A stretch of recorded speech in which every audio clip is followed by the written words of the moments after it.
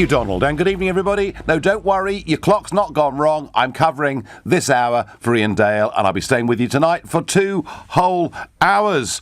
And to begin, it's been a pretty tough time over the last few years for the High Street, and we get the figures that last year, in 2017, 6,000 shops closed across the United Kingdom, footwear and fashion being hit the hardest. And today we get the news that retailer House of Fraser has brought in advisors to try and work out how they can restructure the business, and this on the same day when Debenhams have announced a dramatic fall in their half-year profits. So I want to know from you, do you give 2 hoots about the High Street anymore? Perhaps you couldn't care less what shops are available locally to you. If that's how you feel, call me on 03456 6060 973. Or maybe like me, you think actually shops matter. Do you know the village I grew up in Kent, there were 6 shops there when I was a kid, and I remember 15 years ago when the last shop, the post office / newspaper shop, closed, and after that, unless you go to the pub or the church, you don't meet anyone that actually lives in the village. So I think socially, this does matter. If you feel that way, text to 84850. Or maybe you're one of those people addicted to online shopping and looking for bargains who's never been to the shops for years. Tell me how that works for you. And you can do that by tweeting using the hashtag Farage and LBC at LBC. And of course, you can watch us on Facebook and you can comment there too. So something big and quite dramatic, it appears, is going on, though, to be fair, some sectors, beauty stores, nail bars, coffee shops, some sectors are doing okay, but overall there are fewer and fewer shops in our high streets. Well, to help me with this is Bill Grimsey, former CEO of Iceland, Wix and Focus DIY, and author of Sold Out, Who Killed the High Street. Who better than Bill Grimsey? Good evening, Bill. Good evening, how are you? I am absolutely fine, but I just made the point, Bill, that, you know, there were 6 shops in my village when I was a kid, there are now none. And I think in terms of the community and knowing what's going on and a sense of togetherness, it's actually made quite a big difference and, you know, not one for the better. So I'm a bit sad to see what's going on. But so tell us, given you've written this book, who has killed the High Street? Oh, well, that's a simple answer to that, Nigel. We have. We simply don't use shops in the way we used to. But that's not the key here. We are smack in the middle of the biggest social and economic change that this country has experienced since the Industrial Revolution, and it's called the Technology Revolution. Yep. And the 21st century is going to be a very different place to that which you and I grew up in. So what do we need to do in order to ensure that our towns and high streets are places where we want to gather, socialise and live as a community? And the answer isn't shops. It's more based around the community hub, based on health, education, leisure, entertainment, fun. And when you generate people in that area, then you'll have some shops. But, you know, some of the shops that we're losing, it's not a sad thing, because what we became in the 90s was clone cities all across England. They weren't any different. They had all the same national shops and they were all boring. So what we now need, and we will see increasingly, is these places become a centre of activity where there's an experience that attracts people to come. But we need a political will and we need a lot of change in order to make that happen. Do you know, Bill, what struck me? About 3 years ago, I was in Rotherham. And, you know, that's a town that's been on hard times. Obviously, the big Meadow Hall shopping centre down the road in Sheffield. And I was there in Rotherham. And I was seeing boarded up shop after boarded up shop, quite a lot of charity shops, obviously, things like that. What I noticed, though, was above the shops, there were flats, and they all seemed to be empty. And I got into my mind that we've decided that the centres of our towns and cities are for retail. Wouldn't it perhaps be an idea if people started to live again in our cities and our town centres? And if that happened, the small convenience store, I would have thought, makes a comeback. Absolutely spot on, Nigel. I mean, you could have written the Grimsey Review 2, which we did a Grimsey Review 1, which we published to government in 2013, and 5 years on we're revisiting it, and there are 9 authors involved, and they're all experts in their own field. And what it recommended then, it almost certainly recommend is that we repopulate town centres, densify the population.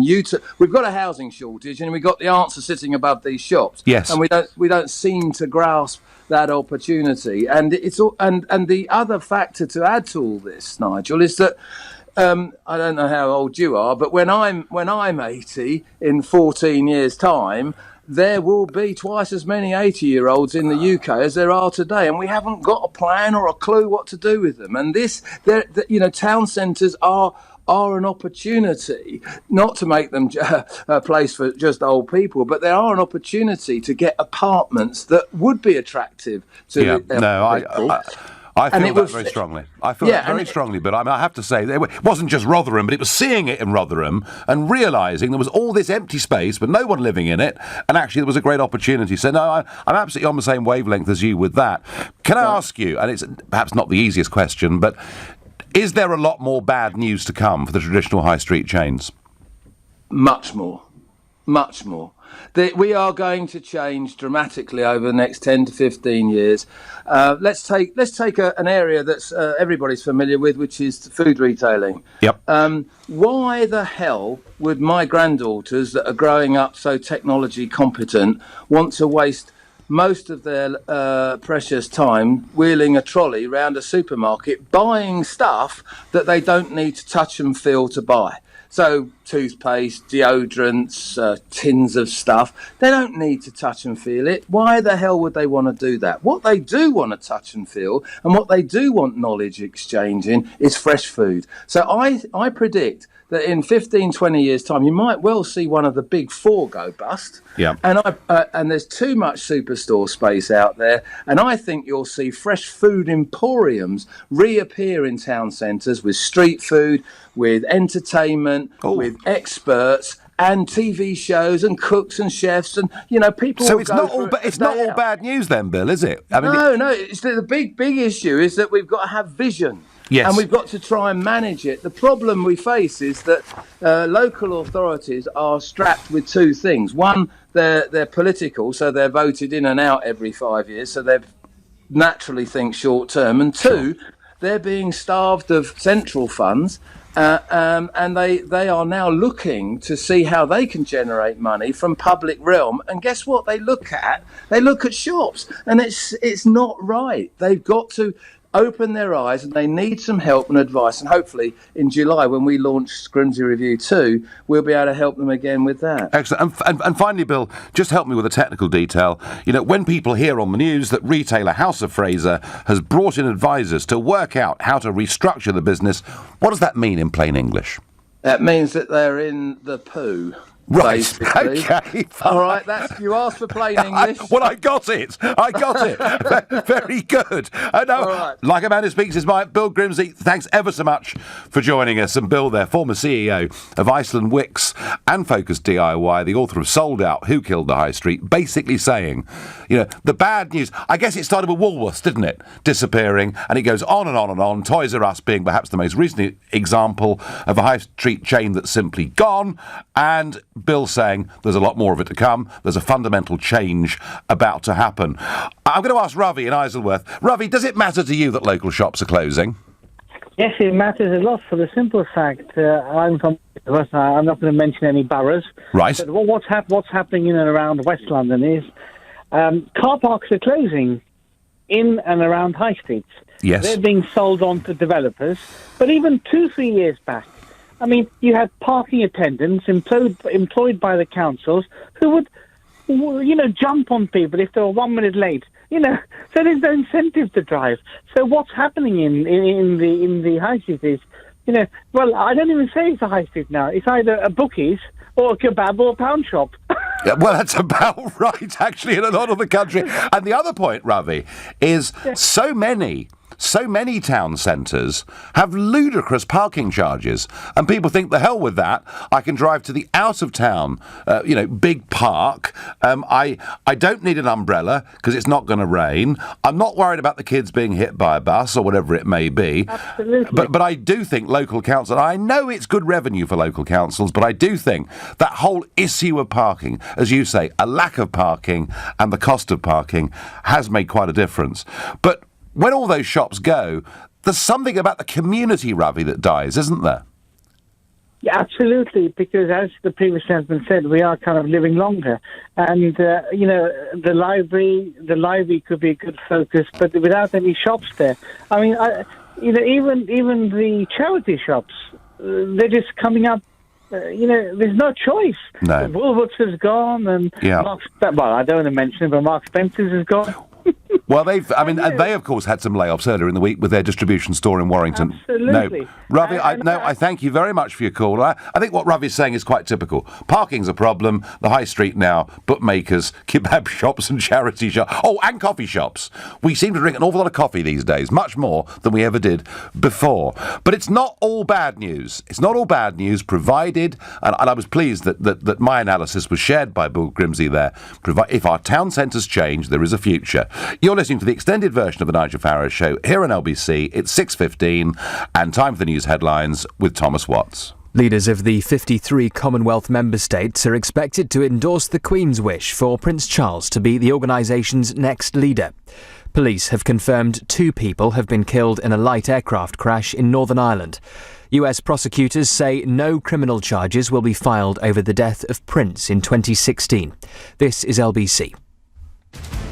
LBC Travel, there are queues in Mile End. Burdett Road southbound is closed because of an accident at the A11 Mile End Road near the tube station. In Finsbury Park, Seven Sisters Road stays closed both ways at Blackstock Road because of an accident. On the M25 anti-clockwise, there are long queues towards the Dartford Tunnel after an accident earlier on. All the lanes are open, but it's still taking over an hour to get past. It's heavy on the M3 southbound. There's a lane closed because a car's broken down between Junction 2 for the M25 and Junction 3 for Lightwater. And on the tube, there are severe delays eastbound on the Central Line from White City to Leytonstone because of a faulty train at Bank. LBC Travel, I'm Dave Garth. LBC at the weekend. Tom Swarbrick. The further out of Europe you go, the more positive countries are about the possibilities. If you were to listen to the Australians and New Zealanders, you'd wonder what all the fuss about Brexit was about. Leading Britain's conversation. Tom Swarbrick. Saturday and Sunday mornings from 7 on LBC.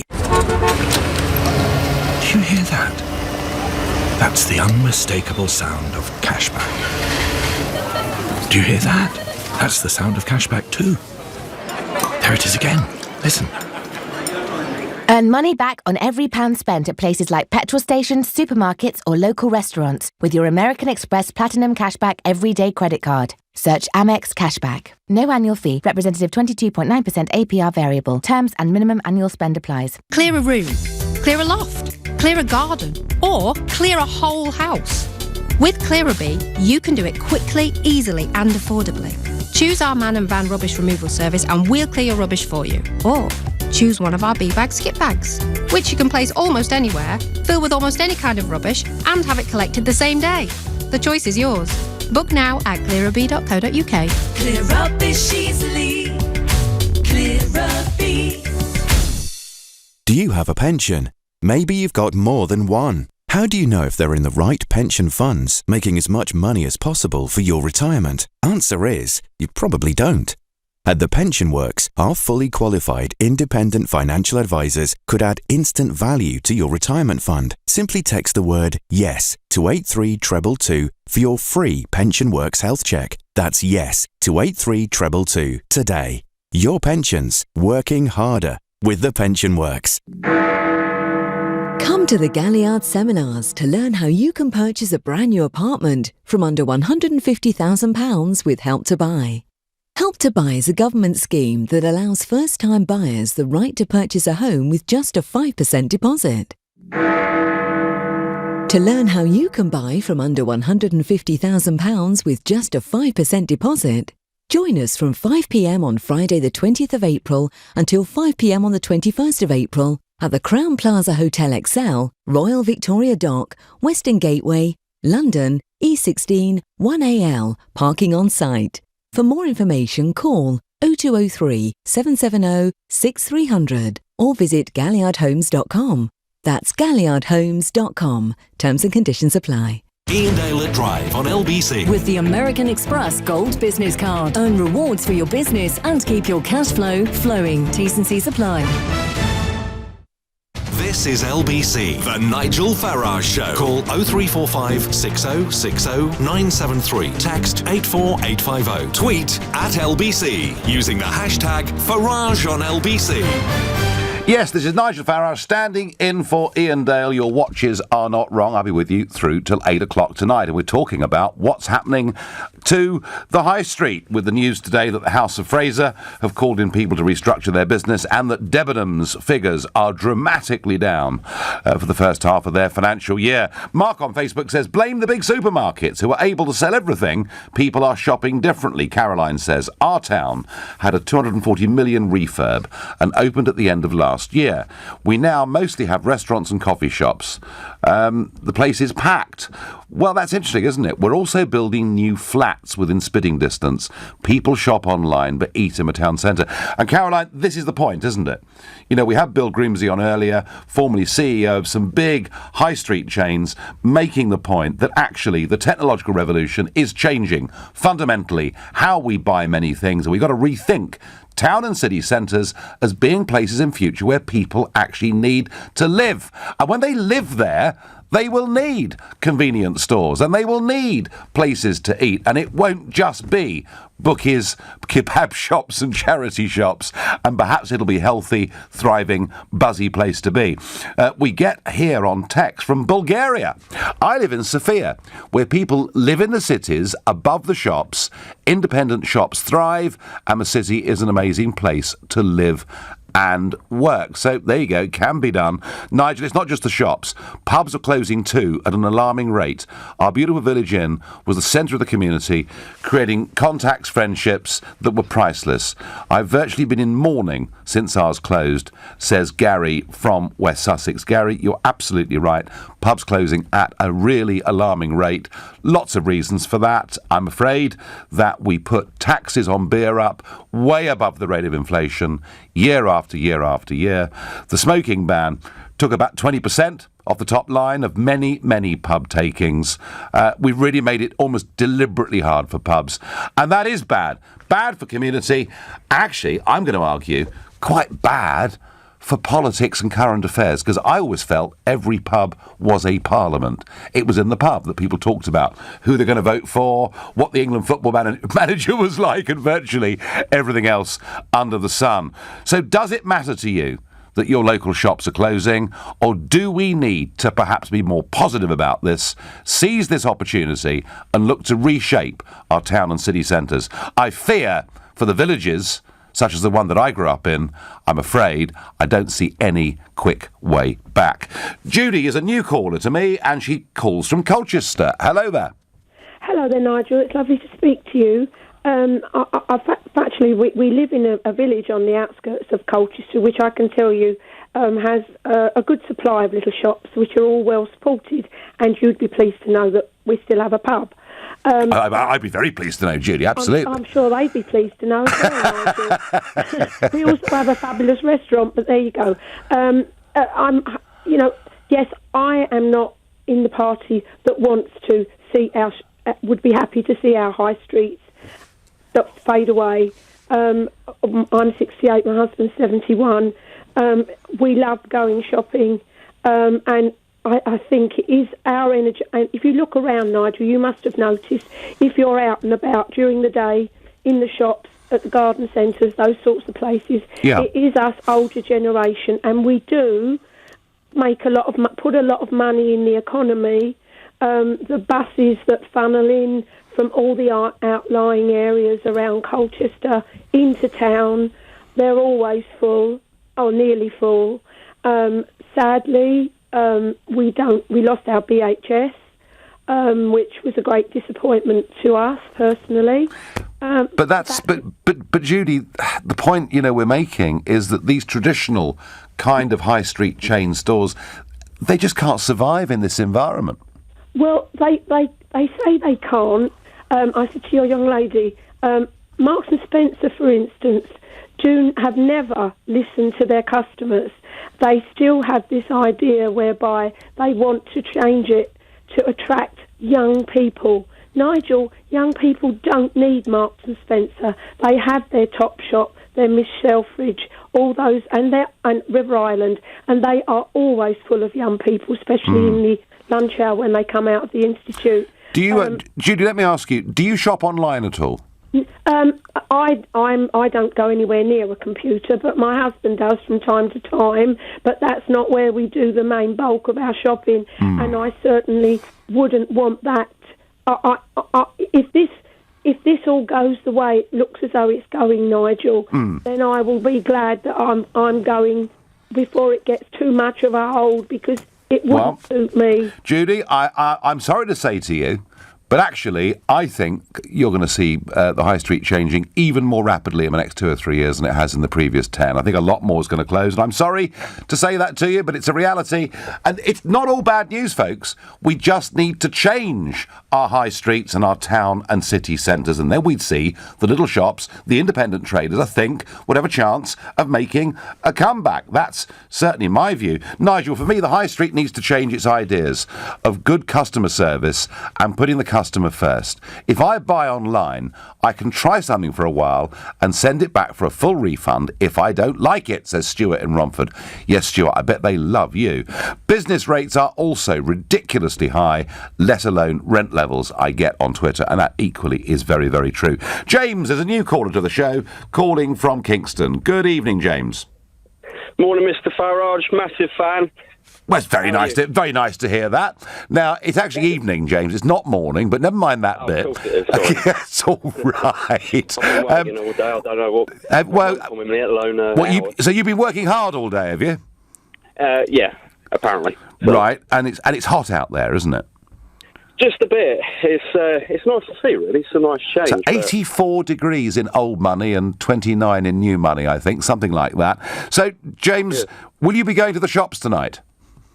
I won't tonight, no. Well, apart from Tesco's, but I mean, I think there we are. You are going to the shops tonight, then. Yeah. Okay. I think the main issue with all of this, and it's a really interesting subject. I think the main issue with it is the fact that everyone, including myself, and I'm talking off of personal experience here, online is, what's causing all of this. You can go into a shop, see what you like, report back to your computer as soon as you get home, put the item into Google or eBay and get that exact item at a fraction of the price. And I think that's what's leading to the downfall of our high street. So, James, are you saying to me that you're the sort of person that goes into a high street store, looks at a product, handles the product, thinks I like that, and then goes back home, turns the computer on to buy it cheaper online? Well, absolutely, but it's not even about turning the computer on. It's simply just having the access from your phone. Of course it is. Product, yeah. I can punch it into eBay or Google and buy it exactly there and then. Do you get any sort of about getting it home? When you're doing this, James, do you have any sort of slight pangs of guilt about this or not? I do, especially when you look at these retailers, and in my case, standing in the exact retailer, and you think, you know what, this is kind of leading to their downfall. But they're not competitive. They need to understand that this is the cause of it and start becoming competitive. Yeah. No, James, look, I was teasing you a bit there, but actually I'm sure there are loads of people doing exactly what you're doing, and they're finding value online. They're getting guaranteed next day delivery. If the product's not up to scratch, they can send it back, and it does work. You're absolutely right. James, I thank you. One quick caller before the news. Matt is calling from North London. Hi, Matt. Hello. No, OK, I can't get hold of Matt, but on Twitter I get small businesses can't compete with larger businesses, so give them tax relief to help them. Well, yes, but I guess the trouble with that is, how do you define small business and big business? It could be done, I understand that, but, it's difficult. Rent, rates, all of these things are big issues. Kim says, Tesco know more about me than I know about myself. You see, it's not just Cambridge Analytica, is it, that harvests data. Anyone that gets a loyalty card from any store anywhere, they can build up a pattern of your lifestyle. What you drink, what you eat, other habits they can deduce from what you buy, there in their shops. So I have to say, I've got no loyalty cards anywhere. Matt says it's all about land, rent and traffic. Make this hard for people. Well, traffic is a real issue, rent is a real issue, land is a real issue, but the internet, Matt, is the real issue. We are increasingly buying things, shopping online. That makes it virtually impossible for the traditional retailers, chains in our high streets. Many of them have gone, and many more simply are not going to survive. You're listening to an extended Nigel Farage show, exclusively on LBC. It's now 6:30 and time for the news with Thomas Watts. The Queen has indicated she hopes Prince Charles will eventually take over her role as head of the Commonwealth. Representatives of the 53 Commonwealth member states are expected to endorse the request on the second day of their summit in London tomorrow. 2 people are understood to have been killed in a light aircraft crash in Northern Ireland. The Cessna caught fire and came down in Woodland in County Antrim this afternoon. House of Fraser has brought in advisors to restructure the business after suffering a drop in sales. The retailer, which has 6,000 staff, could consider store closures or job losses as part of the plans. LBC weather, dry and clear tonight with showers in the northwest and in Scotland dying away, a low of 5. Dry and sunny tomorrow, a high of 26 degrees. LBC travel is looking heavy on the M3 southbound. There's a lane closed because a car's broken down between Junction 2 for the M25 and Junction 3 for Lightwater. On the M25 clockwise, there are queues from Junction 24 for Potters Bar to Junction 25 for Enfield. That's after a car broke down earlier on. There are queues in Mile End. Burdett Road southbound stays closed because of an accident at the A11 Mile End Road. That's close to the tube station. In Finsbury Park, Seven Sisters Road stays closed both ways at Blackstock Road because of an accident. And on the tube, there are severe delays on the Central Line because of a faulty train at Bank. LBC Travel, I'm Dave Goff. This is LBC. From office equipment to fuel. What if the everyday things you buy for your business could add up to something a bit more rewarding? With the American Express Gold Business Card, you can earn membership rewards points on your business spend and use them for office supplies, restaurants, or even flights. Join now and get 20,000 bonus points when you spend £3,000 in the first 3 months. Plus your first year's annual card fee is on us, saving you £125. Search Amex Gold Business to apply. Welcome offer subject to card membership approval. For a card with no annual fee, rewards or other features, an alternative is available. See website for terms. Looking for reliable and skilled warehousing staff? SIFT is the hassle-free staffing service that brings your perfect team to you. For any kind of industrial or warehousing roles, from pickers and packers to delivery van drivers. With SIFT, you get instant access to fully trained workers who are ready to go. Sort through online profiles and have complete control over who you hire. Find the perfect team with SIFT. That's SYFT. Visit siftapp.com/warehousing. £1.20. £1.20? £1.20? Grab yourself this better than half-price Super Saver deal from the Co-op. A 4-pack of Muller fruit or Crunch Corner for just £1.20. Was £2.65. Participating stores only, subject to availability. Offer ends 8th of May. We've been thinking about the nuclear family, that vision of mum, dad and their 2.4 children, and how times have changed. How we're now living longer and our kids are leaving home later. So we thought, with all this change, shouldn't we change the way we think about mortgages? So we now cater for all types of family and are trying to turn Generation Rent into Generation Buy. Mortgages for how life is now. NatWest. We are what we do. Your home may be repossessed if you do not keep up repayments on your mortgage. If you started your own furniture store today, I doubt you'd call it Fish Pools. But if the year was 1899 and your name was Ernest Fishpool, well, it was, and he did. Today, Fishpools in Waltham Cross is one of the largest furniture stores in the southeast with a huge range of modern and classic styles. For up to 25% off and to view our new season furniture, flooring and home accessories, visit fishpools.co.uk. That's a website, Ernest. It's in my hair, my eyebrows, it's even up my nose. They make painting look easy on the telly, but let me tell you, it's not. The wall looks like it's been finger-painted by a giant child. Who's going to rescue this? Oh, relax, relax. It's Trust a Trader. Actual professionals who know what they're doing and don't leave the place looking like, well, my face. Now I can concentrate on the important stuff. Whispering peach or dirty mayonnaise. Visit trustatrader.com. Trustatrader.com. Ian Dale at Drive on LBC. With the American Express Gold Business Card. Make your business even more rewarding. T's and C's apply. The Nigel Farage Show on LBC.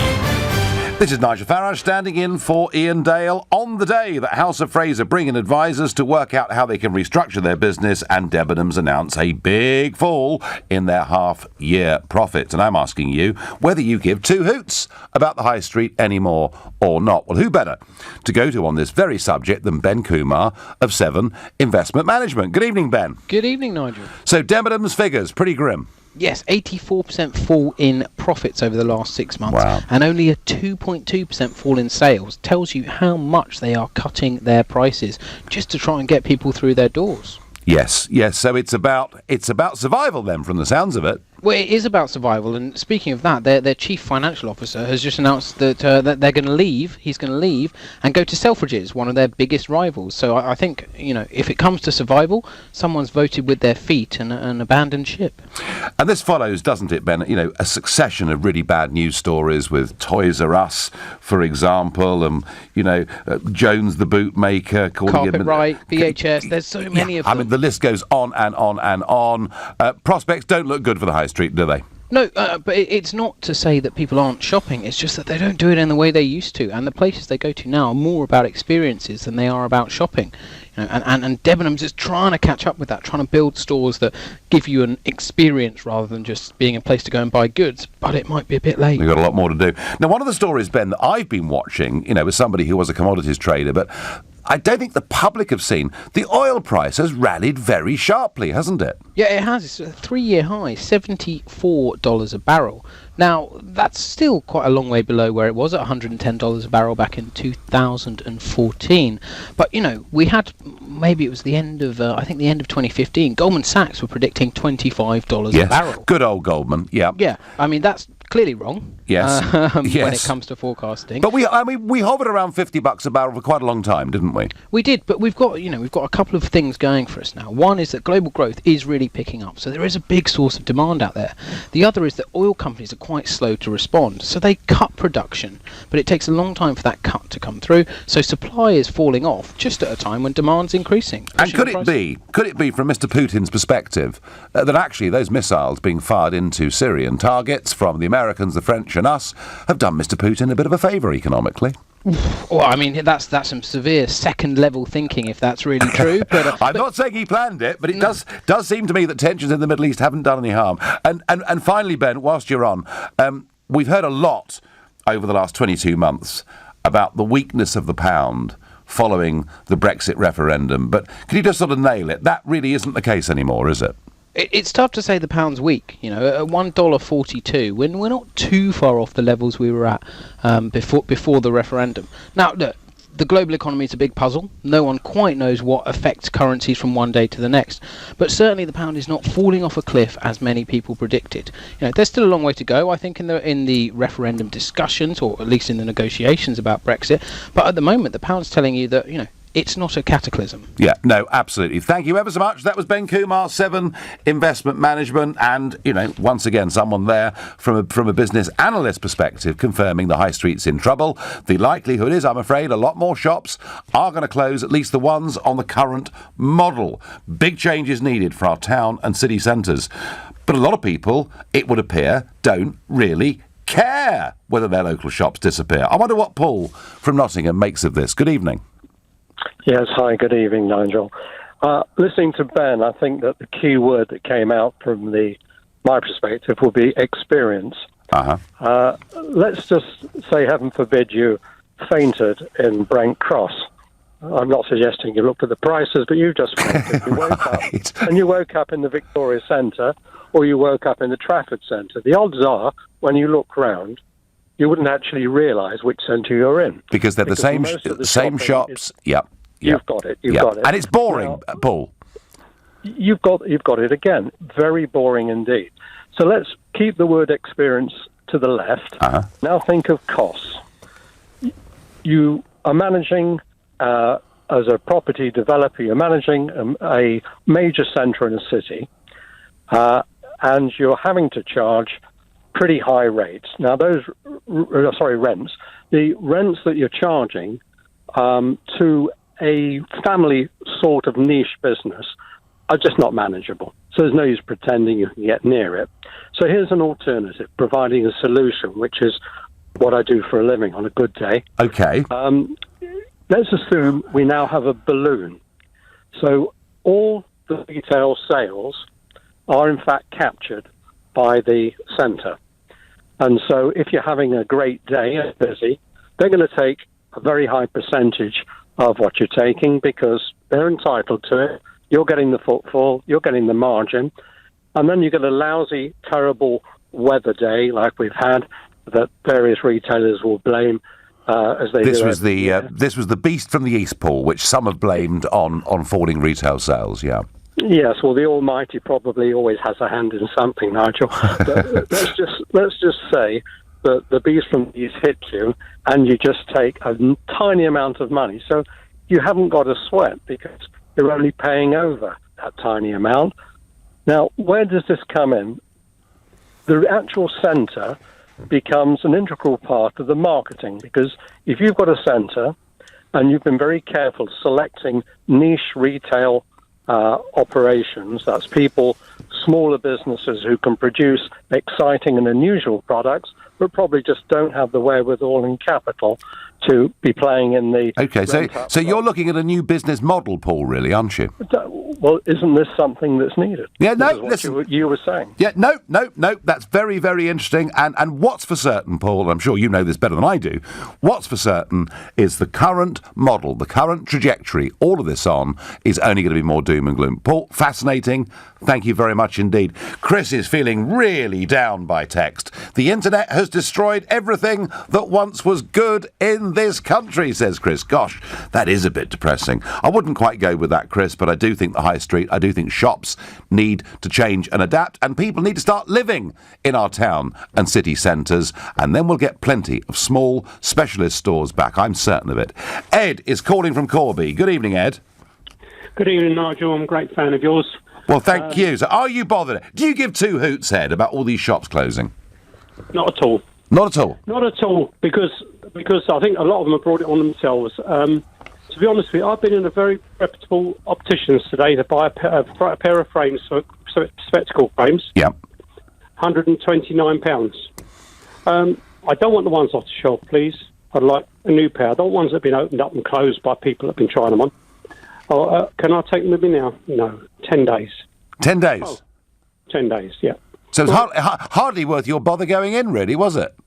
Exactly. And you get this now from all these shops. You know, you travel there, it costs you fuel, wear and tear on your vehicle. You have to park, try and find a place to park if you can find one place to park.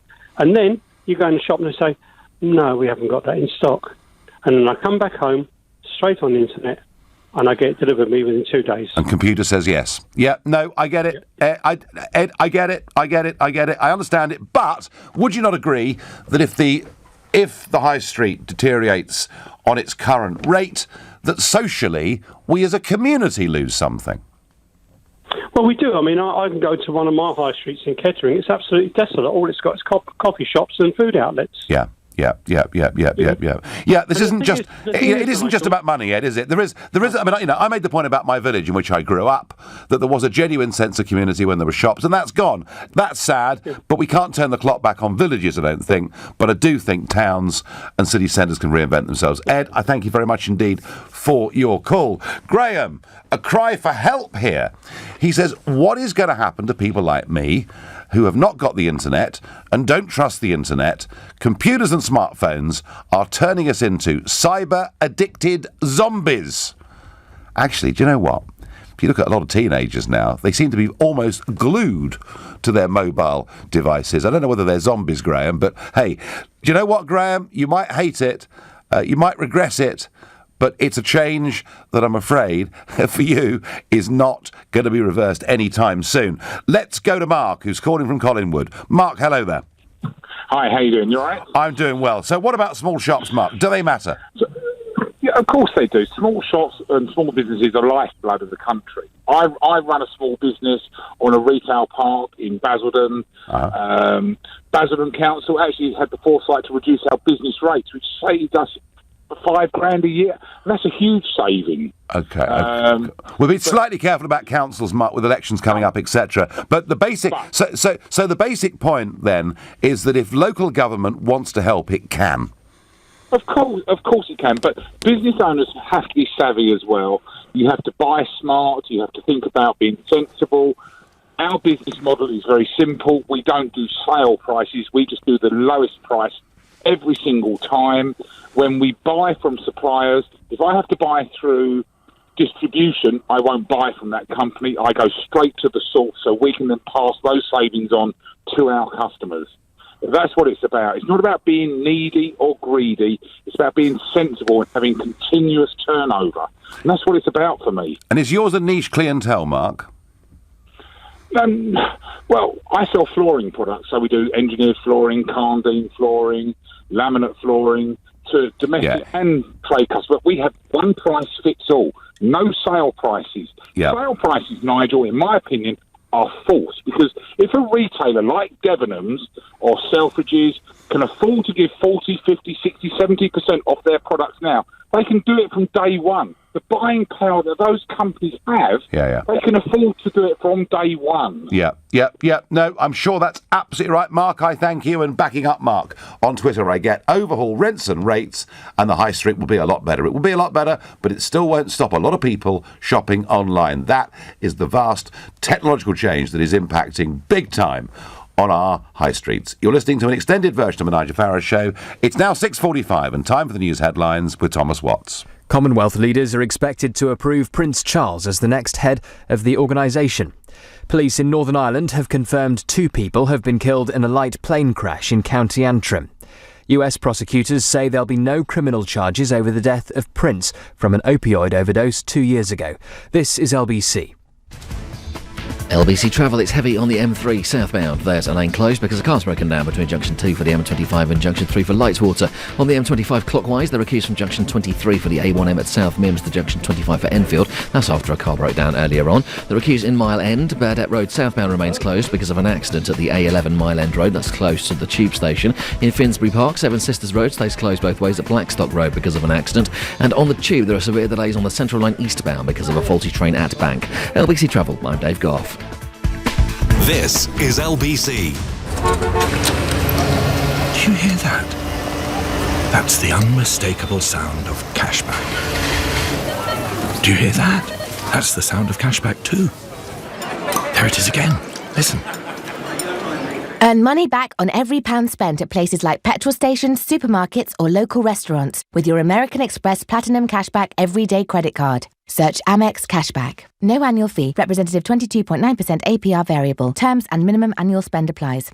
Looking for reliable and skilled warehousing staff? SIFT is the hassle-free staffing service that brings your perfect team to you. For any kind of industrial or warehousing roles, from pickers and packers to delivery van drivers. With SIFT, you get instant access to fully trained workers who are ready to go. Sort through online profiles and have complete control over who you hire. Find the perfect team with SIFT. That's SYFT. Visit siftapp.com/warehousing. Hi, sorry, I wonder if you could help me. Well, I'll try. If I give you this £10 note, can you please promise me that you'll put it to a good cause? Yeah, sure, of course I will. Great, thanks very much. In fact, let's make it 20. Here you go. No worries. I'll take care of it. See ya. You wouldn't trust a stranger to put your money to good use. So why trust a charity you're not even sure is registered? Visit gov.uk/check charity to ensure your donation always reaches the right people. Did you know that in Munich, beer is considered a staple food? Or that there's an actual cave underneath Belgrade? And that nearly €3,000 are thrown into the Trevi Fountain in Italy each day? But here's the most amazing thing you should know. With Lufthansa's attractive fares, you can fly within Europe from £89. Book before April 30th for travel until the end of the year. Contact your travel agents or visit lufthansa.com. Conditions apply. Non-stop you. Lufthansa. The countdown has begun. This Friday, it's a Euro Millions super jackpot. And there's a stratospheric £112 million up for grabs. Get your ticket. Winning this Friday would be out of this world. Euromillions from the National Lottery. Estimated jackpot, rules and procedures apply. Players must be 16 or over. Yopa, yeah. Woo! Are you stuck in a sensual 90s R&B smooth groove? No? Fantastic. Then why not use Yopa to sell your home? You get your own dedicated local estate agent. With a dedicated local agent. That's right, and with Yopa's no sale, no fee plan, you don't have to pay a penny until your house is sold. Don't pay that penny, no. Thanks. Book a free home valuation at yopa.co.uk. Yopa, seriously, why not? I literally have just told you. Terms apply. Ian Dale at Drive on LBC. With the American Express Gold Business Card. Earn rewards and keep your cash flow flowing. T's and C's apply. The Nigel Farage Show on LBC. Call 0345 6060 973. The high street's in big trouble. House of Fraser calling people in to advise them as to what to do. Debenhams, massive fall in profits. I want to know from you, what's the last high street shop you went into? What was the experience like? Because kind of what we're getting here is that it's an outdated model. It needs to move on. It needs to change. Our town and city centres need to move and change. But quite a lot of you saying, actually, the service you're getting in the high street is far worse than you get when you buy a product online. Another change I think that's going to come, and this I think is a rather good one, is that increasing numbers of consumers want to buy British-made products and are prepared to pay more for them. Yes, 93% of consumers in a survey said they're willing to pay more for a product made in Britain than a similar item made elsewhere, and that's up from 43% with the same sample 5 years ago, a poll by the Make It in Britain campaign found. So, who knows? Maybe there's going to be a big Brexit boost that suddenly we're going to feel as an independent country we want to buy British. Certainly governments back in the 1970s used to work very hard to encourage us to do so. Michael is calling from Hendon in North London. Hi, Michael. Hi, Nigel. Good evening. I think the issue is a structural one. I think if we look across the country, the council non-domestic rates are far too high. Rent is far too high. Yep. I think there's massive pressure on parking, where councils will charge ridiculous amounts of money to park. And don't they ever? Absolutely. Yeah. Then you pay a fine. You know, I professionally help small businesses. I'm an insolvency practitioner. Okay. And I've helped a lot of small family-run mom-and-pop stores that have gone under, because what will happen typically, somebody will come in, they'll try their wares. I helped a music retailer, for example. Someone will go in, try all their guitars, fantastic, thank you very much, and then go buy on one of the big online retailers at a fraction of the price. Yeah, Michael, we had a caller earlier who admitted, he goes into stores, looks at products, tries them out, and then actually in the very shop goes on the phone and buys it online. So, yeah, very difficult, isn't it? Yeah, absolutely. And with being able to return things after 28 days online, why would someone not do it and save money? Yes. It's an absolute slam dunk. I don't think the high street is dead, but I think the high street needs to radically change. There's certain things you can't buy online. For example, if you want to sit and have a coffee and play on your laptop, you can't do that online. You've got to go into a high street store. I always try and frequent the mom and pop stores, unless their service is dire, in which case I leave. But the little store that gives me great service, I always go back to. Yeah, well, I would too, of course. Absolutely, I feel exactly the same way. And Michael, tell me, as an insolvency practitioner involved in this sector, are things going to get quite a lot worse before they get better? It depends what sector you're in. I think if you're a coffee shop, things are going very, very nicely. If you're a pub, things are very, very difficult. Yeah. There's a lot of pressure on hotels. There's a lot of pressure on anything that requires a large amount of space, because your rates are... Space is money, yeah. But, Michael, as you say, you mentioned yourself, there's a whole list of reasons things are going wrong. It's very difficult to see it turning around quickly. I suspect it's going to get a lot worse before it gets better. Michael, thank you for your call, your expertise in the subject. Kathy says, I do care. Our shops are closing. BHS is missed by many. Our high streets are unrecognisable. It's because people are buying online. Well, there are other factors there too, Kathy. We just heard that from Michael, an insolvency practitioner. But the main one is this big technological change. Regarding our high streets, I think the obvious and key problem is the internet. No news there. I do, however, think that the next thing on the list is customer service. This is coming up again, you see. I have worked in retail until recently, and I saw a palpable decline in customer care over the years, says Mark in London. And yep, we've had callers saying that. Actually, they're getting a better service online than they're getting going into shops and meeting people. And by the way, that applies also to pubs. Quite a lot of the pubs that have closed over the last few years have not been well run. And why is it? You know, you travel around Europe, and OK, their model of pub is different, but you'll see the bar that in the evening is full of people, but in the morning they're selling newspapers, they're selling cigarettes, they're selling fruit and veg. I'm amazed that not more of our village-type pubs, you know, those that are struggling to keep going, I'm amazed that more of them haven't diversified and haven't got a small shop as a part of them. There you go, there's a business idea. For nothing. Raphael is calling from Chelmsford. Good evening. Good evening, Nigel. How are you? You all right? I'm all right. I'm as I said earlier, you know, my little village, the shops have all gone. I accept that for villages it's very difficult, but I do think if our towns and centres change, you know, there is some hope. Indeed. Now, one thing I wanted to mention, Nigel, is I can hear a lot of people, they are relating what is happening with cost saving and cost cuts and money saving and so on. Now, what I think an important component to what is happening is also time. And the reason I'm saying this is that in the current time, I think we have less and less time for leisure because everyone is so busy. Yep. Now, when you shop online, the process is accelerated enormously. So instead of me going shopping to Sainsbury or whatever, to any chain, I can do my shopping online in 10 minutes, and then I've got more time to go for a beer, I've got more time to go to do my gym, I've got more time to go to a movie or to spend with my family.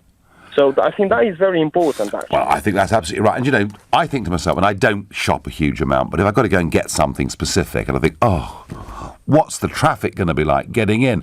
Am I going to be able to park? Am I going to lose my rag because I can't park anywhere? And when I do find somewhere, it costs a lot of money. And you come back and guess what? Someone scratched your car whilst you've been... So, yeah, there is a lot of aggro, isn't there, with going into town centres and shopping. And I get it.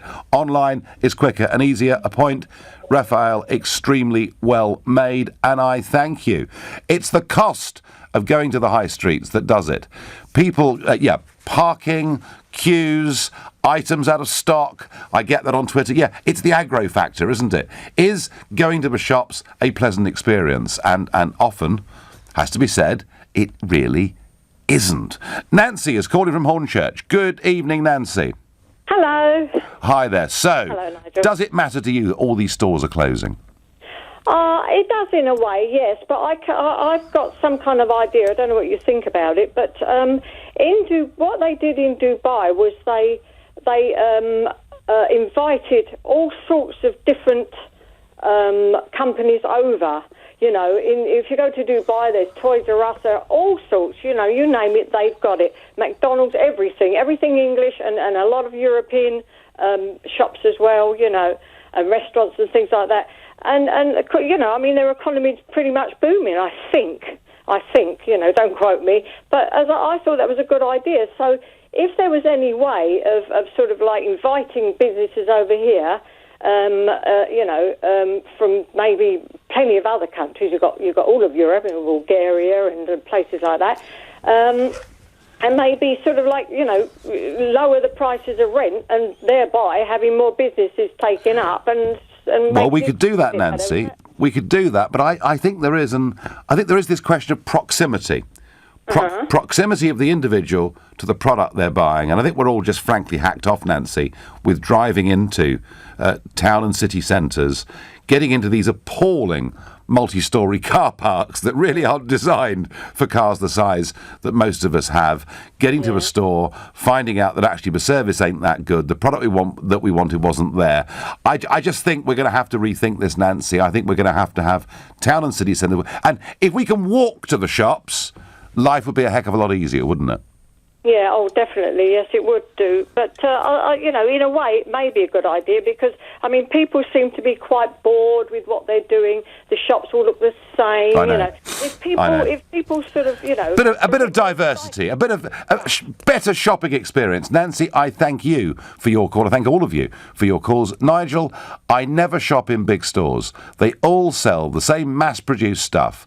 I buy only British organic everything. Food, furniture, clothes, wall paint, etc., says Jan. Well, Jan, that poll I read out earlier suggests a lot of other people are feeling the same way.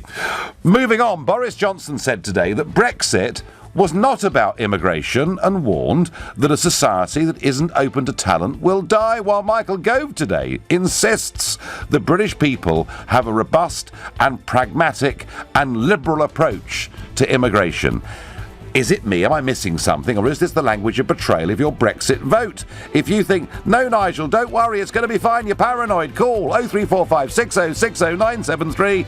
If you think it's a big watering down, text to 84850. Or maybe you think the whole lot are letting us down. They're too politically correct to discuss the subject. Then, of course, tweet using the hashtag Farage and LBC at LBC. Watch us on Facebook. Comment there too. We're live from London next. On FM, online, on your mobile and on digital radio. Leading Britain's conversation.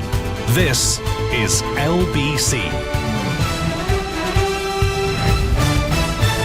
From Global's newsroom at 7 o'clock, the Queen says she hopes Prince Charles will eventually take over her role as head of the Commonwealth, which doesn't automatically fall to the British monarch. Representatives of the 53 member states are expected to endorse the request on the second day of the Commonwealth Summit in London tomorrow. Leaders and foreign ministers are discussing plastic pollution, cybersecurity and trade. Speaking at Buckingham Palace, Prince Charles has said he hopes the meeting will give the Commonwealth citizens a renewed relevance. Finding practical solutions to their problems and giving life to their aspirations. By doing so, the Commonwealth can be a cornerstone for the lives of future generations. Police in Northern Ireland have confirmed 2 people have been killed in a light aircraft crash. The Cessna caught fire and came down in woodland several miles from Belfast International Airport this lunchtime. It hadn't been taking off or preparing to land at the airport at the time. A football agent who killed a highways officer and paralysed another in a motorway crash has had his jail sentence increased.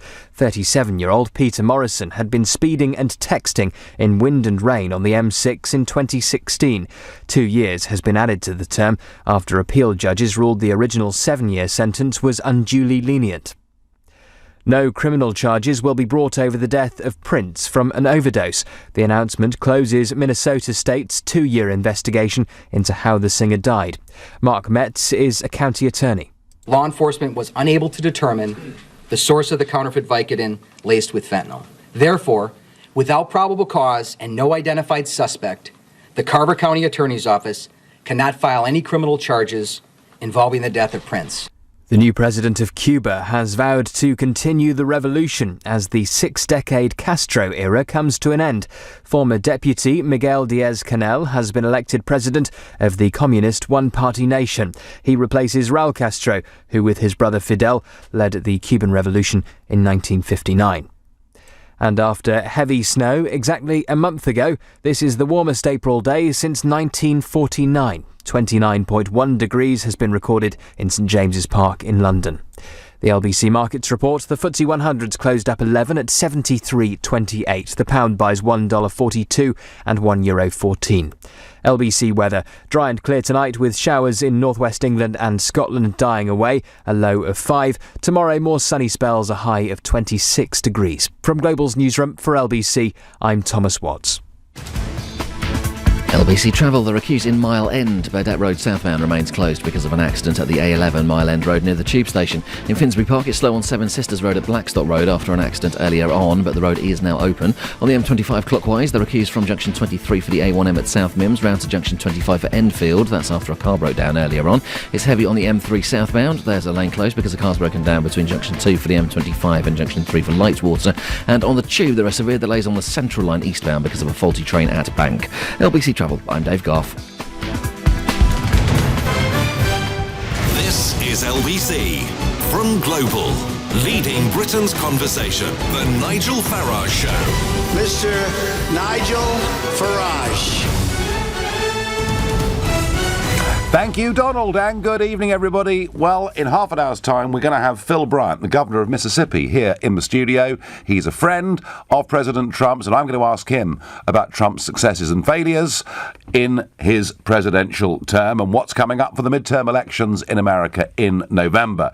But before we do that, Michael Gove, Boris Johnson, the two most senior Conservative Brexiteers. And as that campaign went on, they did their very best not to talk about immigration at all, thinking it was too awkward, too difficult, too embarrassing. Oh, we'll let that Farage chap do that. That's fine. He can talk about that, and people can throw bricks at him and not at us, because we like to be popular in Notting Hill dinner parties and things like that. But actually, as the campaign went on, they realised that it was absolutely a key motivational issue. And yet, to listen to both of them today, perhaps they've forgotten something. Perhaps they've forgotten why Brexit won the referendum. This was Michael Gove on the radio this morning. In the aftermath of the Brexit vote, there were all sorts of people who said that it was motivated by, darker feelings. The truth is that the Brexit vote allowed the British people to say, look, we've taken back control. We can now determine what migration policy is in our interests, and we can combine both what's in our economic interests with proper humanity. And the really striking thing now is that Britain has the most liberal attitude towards migration of any European country, and that follows the Brexit vote. Yeah, and Boris Johnson, writing today in The Telegraph, says, talking of the referendum, that's why it was right to take back control. It's not about migration, it's about control and who calls the shots. Well, Boris, it is about who calls the shots, but it is about migration. Both of you, Gove, Boris, 73% of people out there who listed immigration as their number one concern in the country, 73% of them voted Brexit. The reason we had a 73% turnout, more than the usual sort of 60-65% turnout we get in general elections, is a lot of people felt this was the opportunity to actually get a grip. And it wasn't just about taking back control, it was about reducing the numbers that come into this country. If we hadn't discussed immigration, if it hadn't been part of the referendum agenda, the Remain side would have won very, very comfortably. And it remains a hugely important issue, not because the average Brit dislikes anybody that's foreign. You know, the average Brit looks at this Windrush mess and says, what an absolute horlicks of it the Home Office have made, and what an unfair way to treat people. But the average Brit knows that getting a GP appointment is tougher than it was. The average Brit knows getting their kids into a local primary school is tougher than it was. And the average Brit knows, and I'm pleased that wages are now starting to go up again, but for years, wages have been driven down, and communities in some parts of the country have been changed beyond recognition. This issue really does matter, and I feel with this government and Gove and Johnson and May and all of them, we've got a very politically correct group of people in charge. They want to be thought of as being nice. They want to be thought of as people who get all the right kind of party invitations. And as a result of it, the key issue that people voted for in Brexit is willfully and deliberately being ignored. Boris does say that we should reduce the number of unskilled migrants coming into Britain, but doesn't even attempt to tell us how that could be done or when it is going to be done. They're not going to do a blooming thing unless they feel the public are angry. So you tell me, is it me, or does this look like a betrayal of your Brexit vote? And if you think, no, Nigel, you're wrong, you're paranoid, it wasn't really about immigration at all. Boris indeed writing that lots of people who voted Brexit have a liberal view on immigration. Well, a lot more had a less liberal view. They wanted proper controls, they wanted lower numbers. But if you think I've got this wrong, then call me on 0345 6060 973. If you think, as I do, that it's a significant watering down, verging, frankly, on betrayal, then text to 84850. Or perhaps you do think that political correctness is stopping our government from doing the right thing for fear that people will say they're beastly. In which case, tweet using the hashtag Farage and LBC at LBC. Watch us on Facebook and comment there too.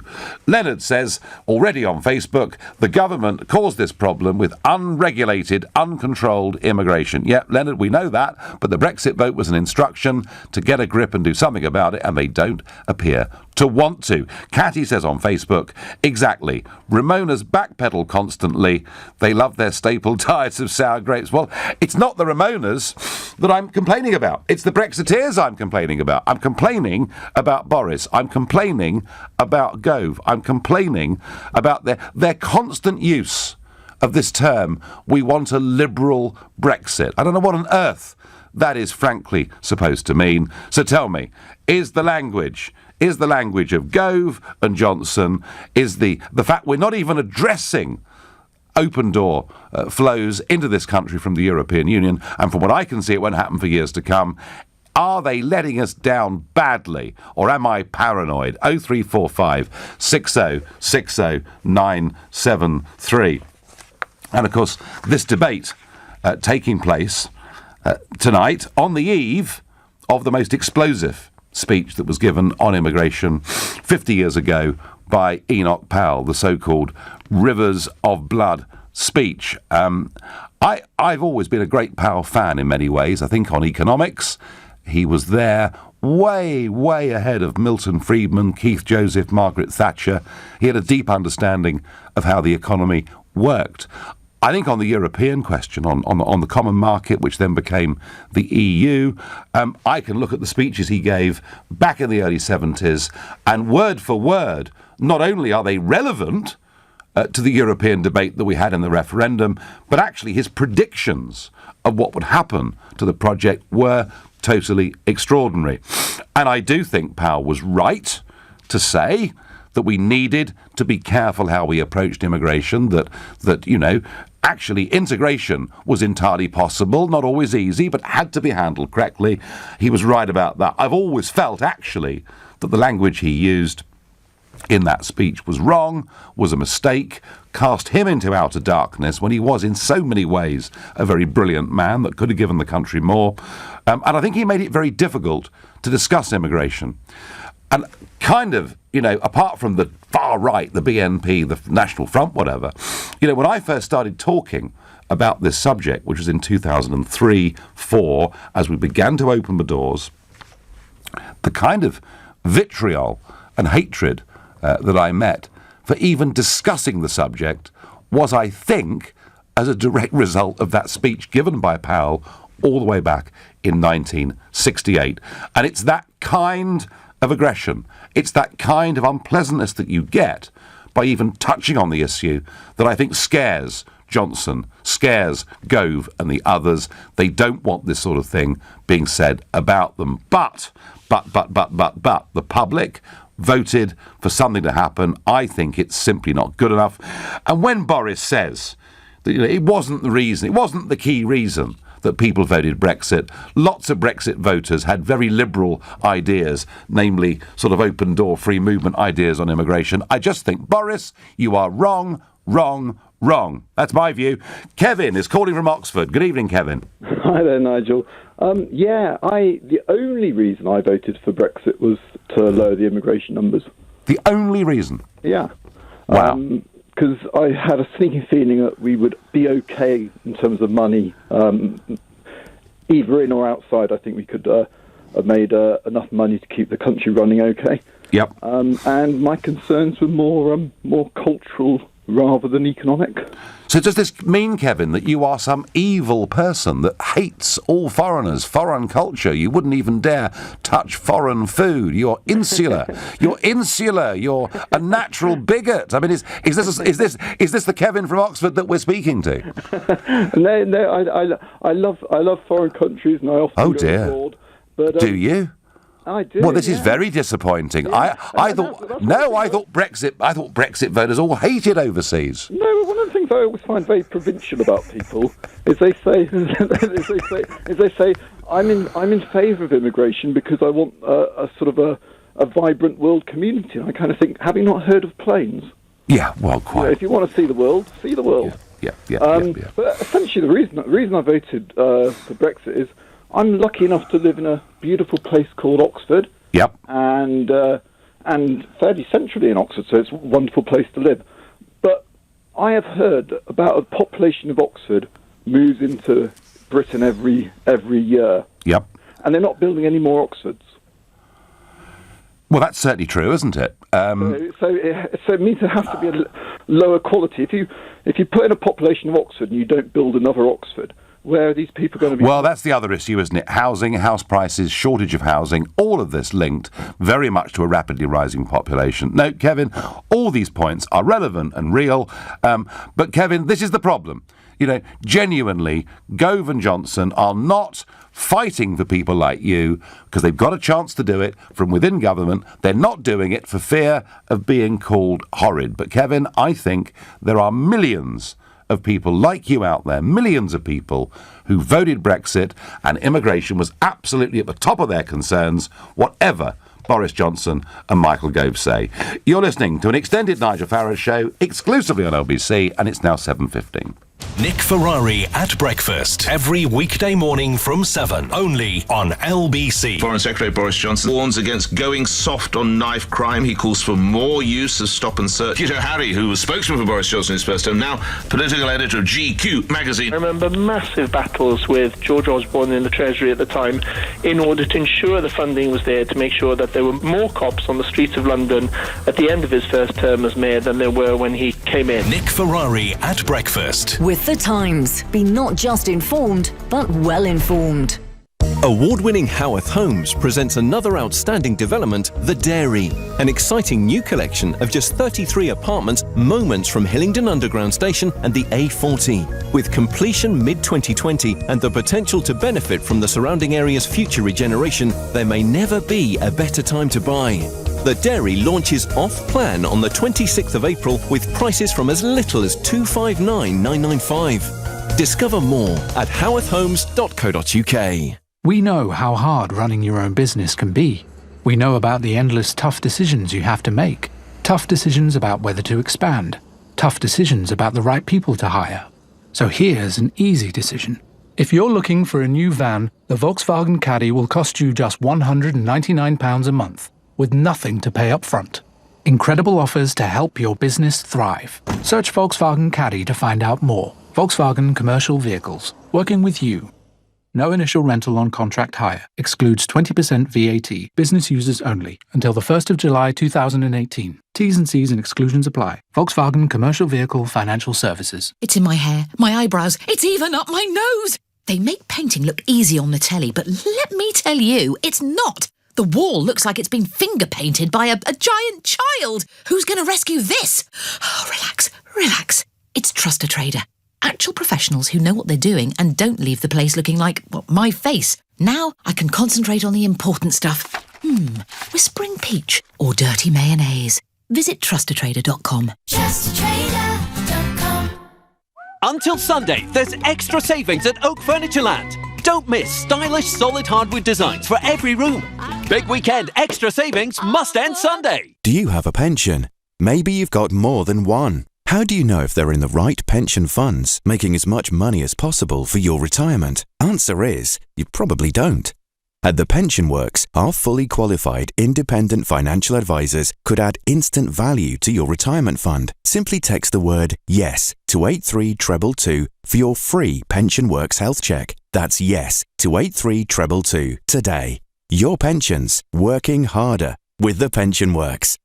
If you own a Swiss watch and it's time to sell it, speak to watches.co.uk. The whole process runs like clockwork.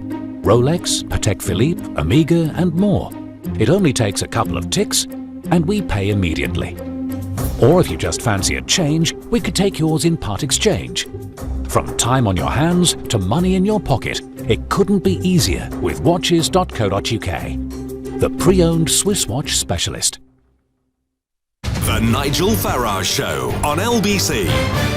Well, Boris Johnson and Michael Gove saying they want a liberal Brexit, telling us that a lot of people who voted Brexit actually have a very, very open-minded liberal view on immigration. Of course, people who voted Brexit and voted Remain had all sorts of different reasons, but 73% of those who put immigration as their number one issue did vote for Brexit. It was the overwhelming reason why Brexit won. I think they're wrong. I really, really do. Bill is a new caller from Wandsworth. Good evening, Bill. Hi, Nigel. The reason I'm calling is I think they've got it right, actually, on this particular issue. Right. I do think there's a disproportionate fear about immigration. I live in London, and where the greatest number of immigrants live, and there really isn't a fear of immigrants abusing the system in London. The fear tends to be in more rural areas where there are very few immigrants. The British that actually live amongst immigrants, I think, welcome them and feel that immigrants stimulate the economy. I mean, the NHS is often cited as a problem where immigration is increasing the problem with the NHS. But in fact, the NHS would be worse off without immigration because immigrants staff most of the NHS. Well, that's not quite true, Bill, but there are plenty of overseas. There are plenty of overseas people who work in the NHS, but there are millions of overseas people who are patients of the NHS. I mean, Bill, I would argue actually it's a disgrace in many cases, and forget Europe, think more broadly about Africa. It's a disgrace that we take so many highly trained people away from countries that probably need those skills very much more than we do, and we're not training our own. Bill, whether there's Bill, whether the fear that is there that you talk about is justified or not, would you accept that one of the main reasons people voted Brexit and Brexit won was because people wanted the numbers that coming into Britain to be reduced? Well, I think there's a concern about immigration. As you stated, the figure was 73% of people were concerned about immigration. But I think, what we're doing as Gove and Johnson have suggested is that we're getting control over those numbers and to ensure that the right sort of people come into Britain and that, we perhaps restrict people according to skills. And certainly people who abuse the social services, we don't want to welcome people who abuse the system into our country. That wouldn't be right. My feeling, Bill, is that we're going to get control of it, but Johnson and Gove don't intend to use that control, and they're perfectly relaxed about numbers continuing as they are. And my charge to them, Bill, is they are not following the will of Brexit voters, giving the kind of speeches and articles that they come out with today. Well, I think there's no specifics on that 73% about how they want immigration controlled. So, Bill, I tell you what, those 73% of those who put immigration number one, who voted Brexit, half of those actually want zero immigration. They want no one to come in at all. That's how. So you're talking about 38%. Well, let's just get this figure clear. Of those who put immigration as their number one concern, 73% of them voted Brexit. And in the run-up to Brexit, immigration was the number one issue in the country. So I think I'm very confident in saying that it was... You're saying half of that 73%? Yes. So you're talking about 36%, effectively. Yeah, want zero immigration. Literally want zero. Do we listen to that 36%? Well, Bill, frankly, that wouldn't be practical or pragmatic in the world we're living in. Of course it wouldn't. But the point I'm making is that Brexit was a firm instruction to say we need to not just get back control, but to exercise that control. I mean, Bill, net migration to Britain from 1950 until the late 1990s averaged 30,000 a year, and it's been going up to 300,000 a year. So, we are dealing with something of a different magnitude. And I just think, Bill, there are many millions of people here who engage with the democratic process, wanting something to change, and they're just not getting it. That's my point. Well, I think, we never get exactly what we want in government, and that's part of democracy, isn't it? Yes. We have to go with the will of the people. And I understand your point about the 73% that wanted or were concerned about immigration. But if you look at London, I mean, I've lived in London for a long time, and I have to say, that my impression of the state of services in London, for example, has hugely improved because of the number of migrants operating within the city. I think the city has been improved, and it's because of immigration. Well, it hasn't done much for house prices, Bill, but then Russian money may be the same as well. Bill, I thank you. Bill, who's very positive about immigration. I completely understand his arguments, but I stick with the view. It was this issue that won the Leave campaign for Brexit. Without it, there never would have been a referendum in the first place. That feeling of disquiet that we didn't have control and there were too many people coming in and we needed to get a grip. I don't think Johnson and Gove have got any intention of getting a grip. They want a liberal Brexit, whatever that is supposed to mean. I'm going to go to Halifax and speak to Andrew. Good evening, Andrew. Good evening, Nigel. So, Am I right to think that they're not following the will of the people? You're absolutely right with a cherry on top, and I say that as both a Conservative voter and a Brexiteer. Right. I actually regard immigration as like adding sugar to a cup of coffee or a cup of tea. If you add 1 or 2 spoonfuls, it improves the flavour. In other words, if you have modest immigration, it benefits a country. However, if you go for what successive governments have done for the last 20 years, which is not really about immigration as economic necessity, but a deliberate policy of population replacement, what you end up with then is cups full of sugar and no coffee or tea whatsoever. And I'm afraid, your last call, London is a classic example of that.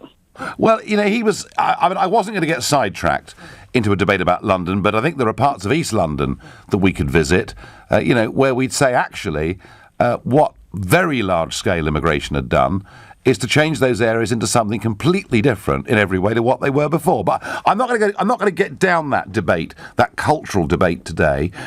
Andrew, I genuinely think that Gove and Johnson and the whole blooming cabinet are so politically correct. They're the most PC people we've ever seen before.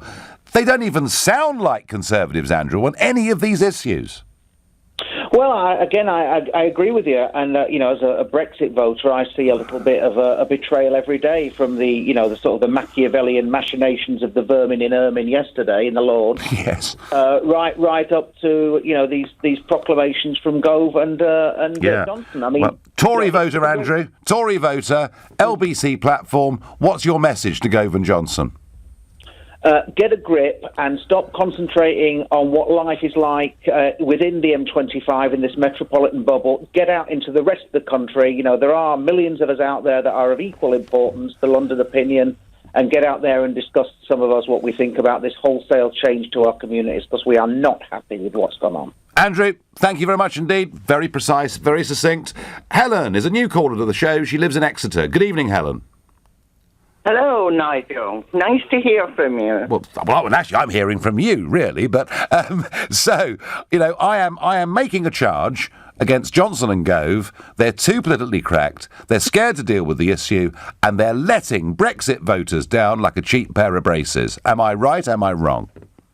Yes, I already suspect we've been sowed down the river with the fish. Mm-hmm. And I think now they've done it with immigration, or they're going to do it with immigration. So I've every intention of selling them down the river when it comes to the election. I shall stand back, hold my nose, and not vote for anyone, thereby advising all my friends and family to do the same, opening the door for Jeremy Corbyn. If they want a liberal, in big inverted commas, Britain. Liberal Brexit, it's everywhere. Yep. That's what they say.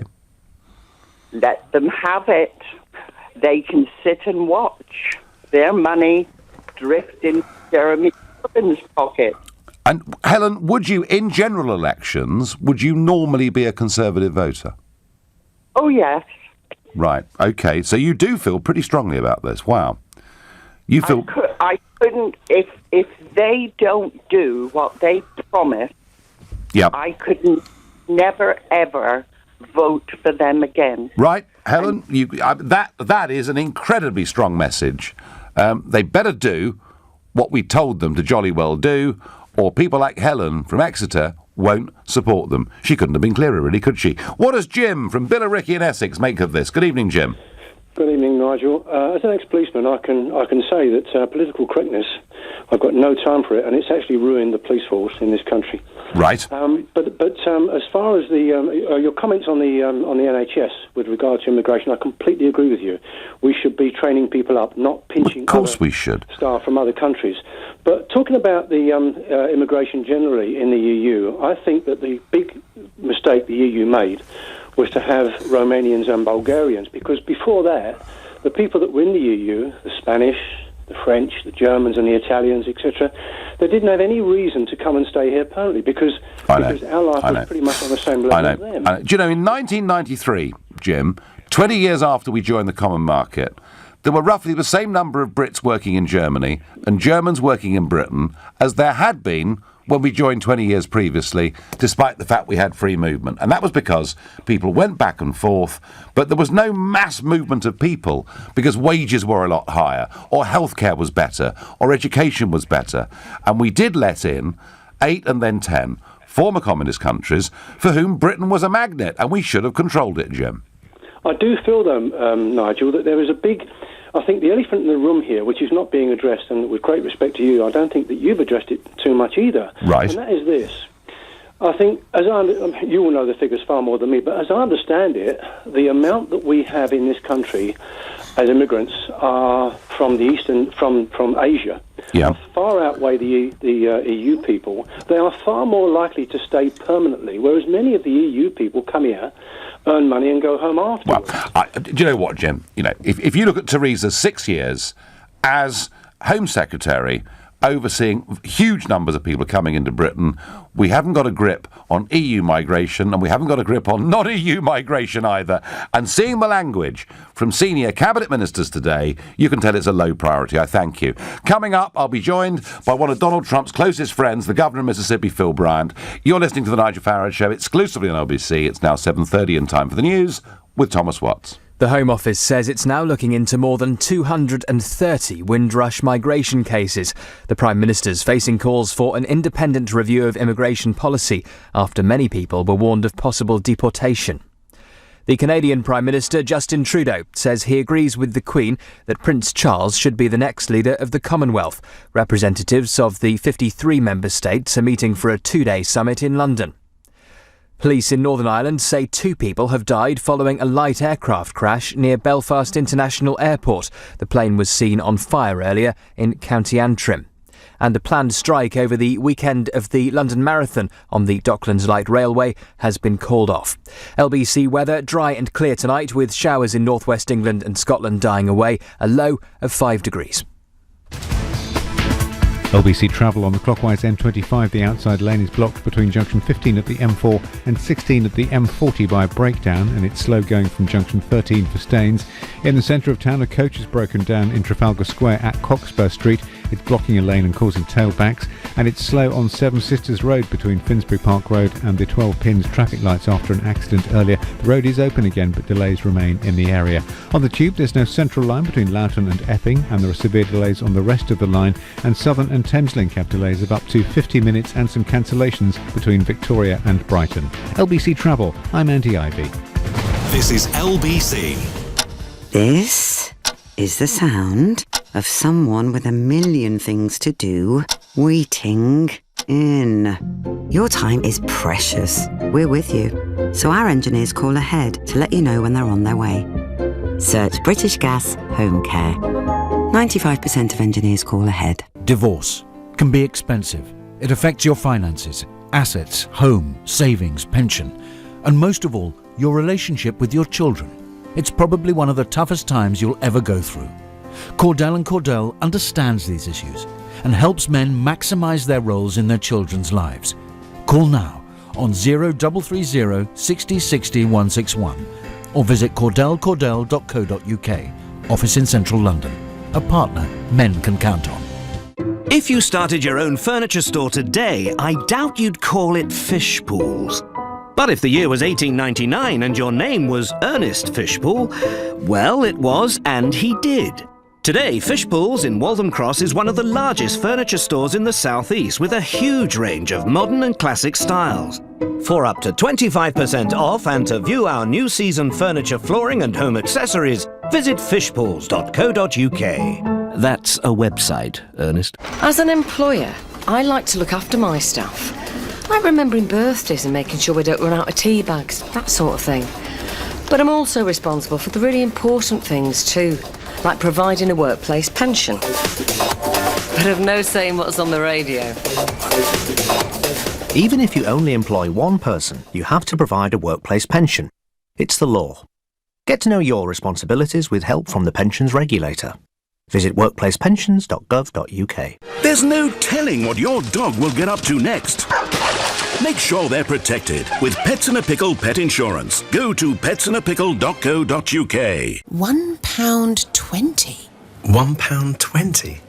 £1.20? Grab yourself this better than half-price Super Saver deal from the Co-op. A 4-pack of Muller fruit or Crunch Corner for just £1.20. Was £2.65. Participating stores only, subject to availability. Offer ends 8th of May. Leading Britain's conversation, The Nigel Farage Show. Tweet at LBC using the hashtag #FarageOnLBC. Well, Michael Gove and Boris Johnson saying we want a liberal Brexit, and Boris saying that the referendum wasn't about migration, it was about control. Wrong, in my opinion. I think that they're letting people down very badly because of their political correctness and desire to be liked in London and invited to all the smart parties. That's what we're debating. But right now, I'm joined by one of Donald Trump's closest political friends, the governor of Mississippi, Phil Bryant. Hello, Phil. Nigel, so good to be back with you. This is our third It's our third go on LBC. Now, I know that you're a very dedicated, loyal supporter of the president. Love the man. And I know you're going to tell me some of the great things he's done. But let's face the facts. A lot of people, and we can talk about Fox News presenters like Laura Ingraham, Tucker Carlson, people who've got quite big sway amongst conservative voters in America, people like Ann Coulter, there are many, many others. Sean Hannity. Even outsiders like me, and I'm not an American, but I've been very supportive of the president, and we're all concerned because we see a guy who back in 2012, 2013, was putting out a whole load of tweets saying, I would say to our foolish leader, don't attack Syria, and time and again, he criticised generals by giving notice that we'd go to war, and very much Trump, not a pacifist, but a non-interventionist in many, many ways, thinking we'd made some terrible mistake. Do you understand why there's a significant number of Trump supporters and voters are really worried that not just last April, when cruise missiles were launched after a chemical weapons attack, but again, America now heads a consortium of us, the Brits and the French as well. Do you understand why people are not happy with this? To some extent, Nigel, but if you look at his approval ratings, they're over 50% for the first time ever. They're higher. His approval ratings among Americans just now are higher than Barack Obama's approval ratings were at this particular time. But to be fair, that was before the Syria strike, wasn't it? Perhaps so. I'd love to take it now. I think he'd do better. Americans stand with a leader at war, and when you begin to gas your own people, even after World War I, they realized then that this could never happen again. So it rarely, if it ever happened, even in World War II, is all the atrocities that occurred there. So when we see the gassing of innocent children in Syria, when we understand that there's been a red line drawn, we expect our president to stand by. Barack Obama drew the line, stepped over it, stepped back over it again, tried to draw it again, then erased it from the sand. So, and the other evolution that occurs is you become a president. You're no longer a candidate. You're no longer a citizen that can look at a distance and see an object and say, I think I would, this is what that object looks like. You're now the President of the United States. You have to make real decisions. He made them. I think the American public will stand behind him. Well, as I say, there is some disquiet amongst many that did support him, and they're worried because, we're now told that America is locked and loaded. And who's to say? I mean, don't forget that actually the opposition, ISIS, we know ISIS have used chemical weapons on 52 occasions. And the concern that people like me have is, what if ISIS now chuck a couple of gas shells into a civilian area, and we rush to judgment that somehow Assad has done this. So I know it's difficult, and there's genocide all over the world. It's a big concern. But second question about Trump. That's very important. I'll give you that one. Thank you, thank you. The wall. I was there in Mississippi with you and with Trump on the stage, and one of the big promises in that campaign was that a southern border was going to be built. Now, we know that in the past, Bush and others built fences, and this idea of a southern border wasn't a brand new idea. No. Been around for goodness and as a matter of fact, there's hundreds of miles of fence and wall now. I always say that as when the media is complaining about building a wall, and they're showing the wall that now exists. Now, of course, you see people climbing over it, and they learn how to get around and over that really quickly, but it doesn't mean it has to be all of this 20-foot brick wall. You can use UAVs, UASs, you can use all type of systems that will detect if there are footprints coming across the ground. I've been to Israel and look on the Golan Heights, and they've got a border there, and it's not a 20-foot wall. This president is doing everything he can. He's now calling on the National Guard the other day. I saw that they've been, and in fact, the governor of California has agreed to this, and things are which I was amazed Imagine by. that. I was amazed Imagine by Jerry that. Brown agreed to send California National Guard. I sent a note to the president, said the Mississippi National Guard, I'm Commander-in-Chief of the Mississippi National Guard as governor. We are standing by for your orders. And our troops will go there and stop the illegal crossing of that border. The president means business. We're down about 60% now of border crossing. He stopped the whole. But he did promise a wall. He did. Is he going to deliver it? I think he is. If let's say this, if the Republican-controlled Congress would have given him the money, we'd be building it today. Yeah. The president is trying not to, with expected midterms very close, trying not to attack his own troops. And it's hard for him.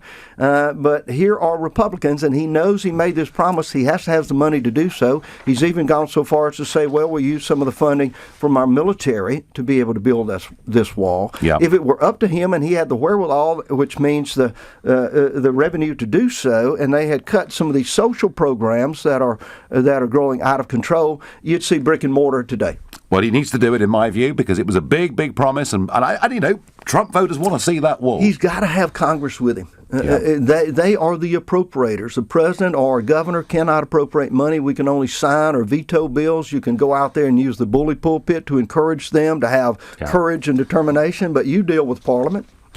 Absolutely. Now, Mike Pompeo has been to Pyongyang, has shaken the hand of Kim Jong-un. Firmly, I would bet you. There's going to be a meeting, we're told. Yeah. I mean, this actually is quite some achievement. It is amazing. And again, one of those things that you might have thought, we'd never, what world would we see Donald Trump meeting with the leader of North Korea or the CIA director? I thought it was humorous that some of the people in Congress, particularly the Democrats, said, he should have told us he was coming. CIA, they don't tell you where they're going. They don't tell you who they're meeting with. And by the way, if they told people in Congress, I'm pretty sure that the media would know it within seconds of Mr. Pompeo hanging up the phone with some Democratic or even Republican leader in there. So, but this is a new ground. Imagine, if you will, if the leader of North Korea says, I'm going to begin to de-arm, to remove some of those nuclear weapons and threats against Japan and against the United States and against South Korea. This is a remarkable. If the president is able to pull it off, he should receive the Nobel Peace Prize. Well, it's interesting, isn't it? Because Obama. But, of course, remember that amongst the global elite, Obama was good and nice and wholesome, and Trump is horrible and nasty and nationalistic. But Obama got the Nobel Peace Prize not for what he'd done, but for what he might do. I can tell you, Governor Bryant, that as and I've been critical of one or two things the president has done, but on this, I think talking tough. I think encouraging the Chinese to put sanctions in place that have really mattered, and the Chinese do deserve some credit for this and for what's happening too. And I think you'll see that as the president reaches out to China with better trading relations, better relationship with the leadership there. And so the president has a stick and carrot, and he's really good about it, and he carries a big stick. And people are beginning to respect and understand that. But you notice immediately, once he gets that cooperation, it's a pivot, if you will, and it's the hand goes out. Then there's that shake. Yeah. And he's beginning. But if you look at President Reagan at Reykjavik, there's a wonderful book called Reagan at Reykjavik. And if this president has to walk away, he will do so. If he is there and Kim Jong-il says, these are conditions that we demand, President Trump is going to use the art of the deal and fold up, and you'll see him walk away. We're approaching a big moment. We really are. Now, it's interesting, isn't it, that Trump has been to, he's been to Saudi Arabia, he's been all over the world, but he hasn't yet been to the United Kingdom. I know. When's this visit going to happen? We're working on it. You get dates. Sometimes I hear, June. And so I'll reach out to the White House and I go, no, we haven't made the date known yet. Yeah. But I've encouraged him to be here. I've been here all week. I chair the Royal Commonwealth Society in Mississippi for the United States of America. I've been to the Commonwealth meetings all week. Yeah. He has so many friends here, not only here, but around the Commonwealth and 53 other countries. Now, I'm curious. This is very curious, Governor Bryant, because, it is Commonwealth Week. In fact, travelling here tonight, myself, most of the roads in central London are closed because there are 52 other governments here. So America linking up in some way or cooperating with the Commonwealth. Interesting concept. It has been exciting, and I was here almost 2 years ago, and we started talking about the Commonwealth, and I found out more about it, and they said, do you know anybody in New York? I said, I know a lot of people in New York. Why? And they said, well, maybe we'd start a Commonwealth Society in New York. I said, no, let's do it in Jackson, Mississippi. So now I've got Governor Mary Fallon is on the board, Governor LePage of Maine is on the board, Anita Perry, who is Rick Perry's wonderful wife, is on the board, and I've met with David Rockefeller. We're going to reach back out to David, so we think we're going to have a Churchill would be very happy, wouldn't he? Yeah, he would be. Churchill didn't talk about the Commonwealth in later years. He talked about the English-speaking peoples of the world because he didn't want to exclude the Americans. And of course, he was half American. He'd be very pleased to see Americans getting involved with this. And of course, finally, we have a royal wedding coming up. Yeah. And I guess an American involved in that, I think. Another event that's kind of bringing our countries close together. Right. Governor Bryant, thanks for coming to see us. Thank you, Come Nigel. and see us again Thank soon. you for what you do. Will do. Thanks very much indeed. You're listening to the Nigel Farage Show exclusively on LBC. The time is now 7:45. Coming up at 8 on LBC, Clive Bull. The government wants to ban plastic straws and cotton buds as it continues its war on plastic waste. But are critics right to say it's too little, too late? Clive Bull on LBC. From fitting taps to fixing fuse boxes, there's a local hero for that. And from plastering walls to painting windows, there's a local hero for that. It's easy to book a trusted tradesperson at localheroes.com. Plus, all work comes with a 12-month British Gas guarantee. Join the thousands across the UK who've already used a local hero. Search Local Heroes. At the third stroke, the time sponsored by Cunard will be any time you like.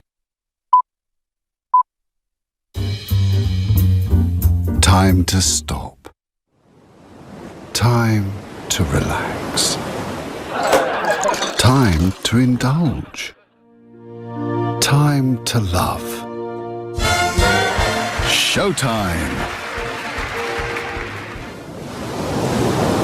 Time for a voyage with Cunard.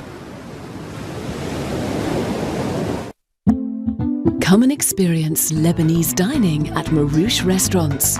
Try some of our amazing dishes, kafta dipped in a delicious hummus, or a colourful meze, complemented by a robust Lebanese red. With live music and traditional belly dancing, enjoy an atmosphere to match the food's rich and distinctive flavours. Go to Marouche.com to find out more. Marouche Restaurants, the finest Lebanese food across London. Come to the Galliard Seminars to learn how you can purchase a brand new apartment from under £150,000 with Help to Buy. Help to Buy is a government scheme that allows first-time buyers the right to purchase a home with just a 5% deposit.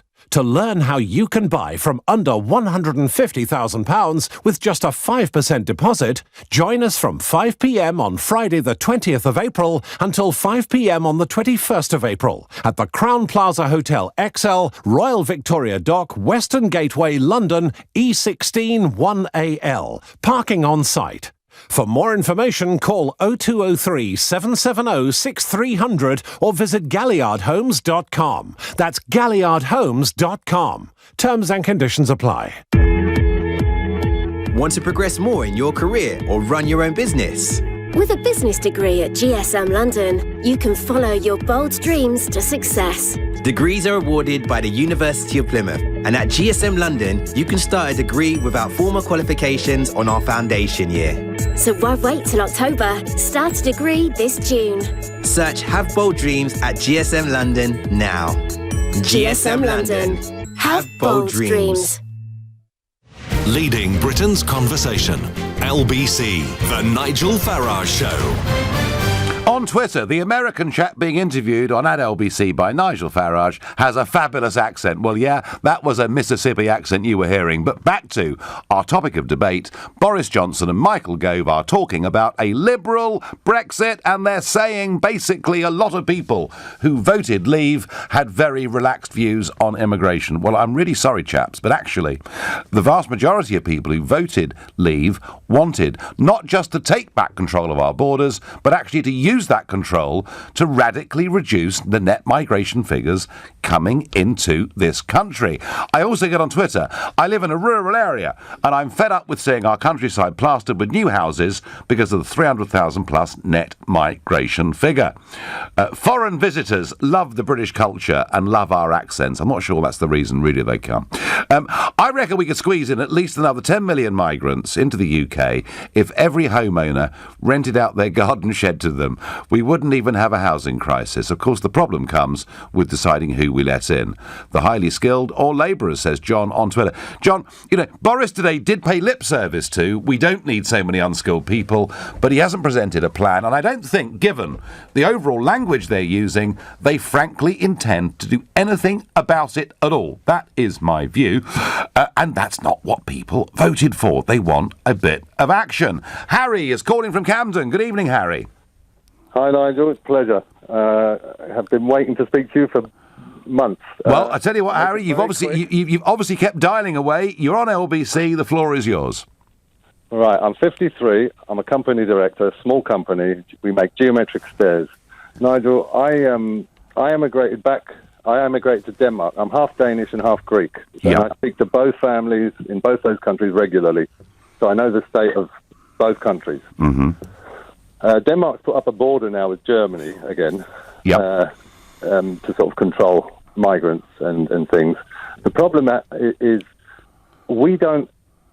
In Denmark, what they do is, I worked at Statoil for 2 years, and I worked at a Red Cross centre for 18 months before coming back. Okay. And what they do there is you cannot work unless you learn the language to a certain level. That's it, full stop, because you cannot assimilate, you cannot... Which actually, Harry, seems perfectly reasonable, doesn't it? Well, it's ridiculous. It's ridiculous if it's done any other way. Because here, I think the problem is there isn't that. So we've got a lot of. I work in the sites all over London and Kensington and Surrey, and all these sorts of places. And basically, every nationality is there across the world. Never mind Europe alone. Everyone gets on, even Russians and Poles. The problem isn't people; it's governments. Harry, tell me, were you a Brexit voter? Absolutely, and I've never voted for a political party and never voted apart from that vote. Yeah, you see, there you go. Now you are. This is exactly the call I want. And how strong a motive for you going out and doing this on Brexit Day? How strong a motive was getting back control of our borders so that we could cut the numbers of people coming into Britain? As a Greek Dane, as someone who's born in Highgate. Yep. More pro-Europe than anyone I know. Yep. But the way we're doing it is anti-Europe. It's Interesting. Bad. It's going to be bad for all the people in Europe. Interesting. And I voted 100% purely on immigration, even though I'm half Greek and Danish. Are you listening, Boris? Are you listening, Michael Gove? Harry is not on his own. There are a lot of Harrys out there. Harry, listen, I know that the only reason we got Brexit was because people like you, who don't normally vote at all, went out and did it for this reason. And I'm delighted that you, as a half Greek, half Danish, pro-European, voted Brexit because we've got to get back control of our borders. It's a very, very good, excellent phone call, and thank you for engaging. There are lots of Harrys out there, and yet the senior Brexiteers in the Cabinet cannot admit to it. Frankly, for reasons of political correctness, they don't want to take on this issue. It's too awkward, too embarrassing, too difficult. They might not get invited to the right Notting Hill parties. I promise you, I really believe that is what this is all about. Mark is calling from Palmer's Green. Good evening, Mark.